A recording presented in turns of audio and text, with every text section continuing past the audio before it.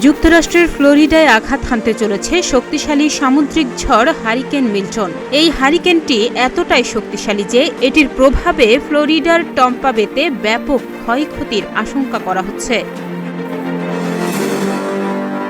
মার্কিন কর্মকর্তারা ফ্লোরিডা উপকূলে হারিকেন মিল্টনের জেরে সম্ভাব্য জীবন হুমকি সৃষ্টিকারী প্রভাব সম্পর্কে সতর্ক করছেন।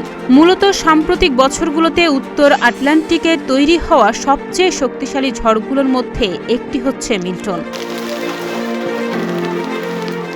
হারিকেন হেলেন যুক্তরাষ্ট্র জুড়ে ব্যাপক তাণ্ডব ও ক্ষয়ক্ষতি করার মাত্র 2 সপ্তাহ পরে এই হারিকেনটি আঘাত হানতে চলেছে। মঙ্গলবার রাতে এক প্রতিবেদনে এই তথ্য জানিয়েছে ব্রিটিশ সংবাদ মাধ্যম বিবিসি।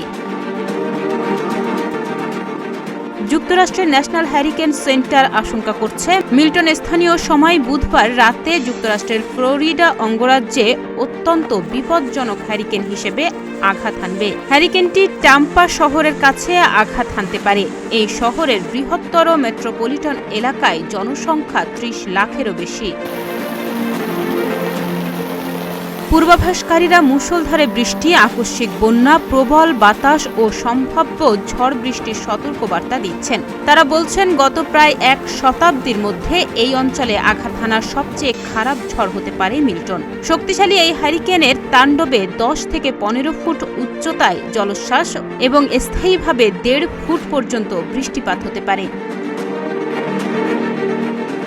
পৃথক এক প্রতিবেদনে ভয়েস অব আমেরিকা বলছে ক্যাটাগরি 5 ঝড় এবং 265 কিলোমিটার বেগের বাতাস ঘন্টায় 14 কিলোমিটার বেগে ফ্লোরিডার পশ্চিম উপকূলের প্রায় পুরোটাই মঙ্গলবার হারিকেন সতর্কতায় ছিল।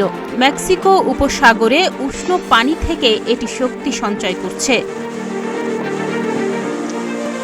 পূর্বাভাসকারীরা সতর্ক করে দিয়েছেন মিল্টনের কারণে জলোচ্ছ্বাস হতে পারে।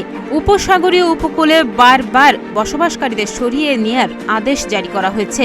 ফ্লোরিডায় এর অর্থ হল যার যার দায়িত্ব তার এবং জরুরি উদ্ধারকারীরা ঝড়ের উচ্চতার কারণে সেখানে বসবাসকারীদের উদ্ধার করতে নিজের জীবনের ঝুঁকি নেবে না বলে আশা করা যায়। ডেস্ক রিপোর্ট, প্রতিদিনের বাংলাদেশ।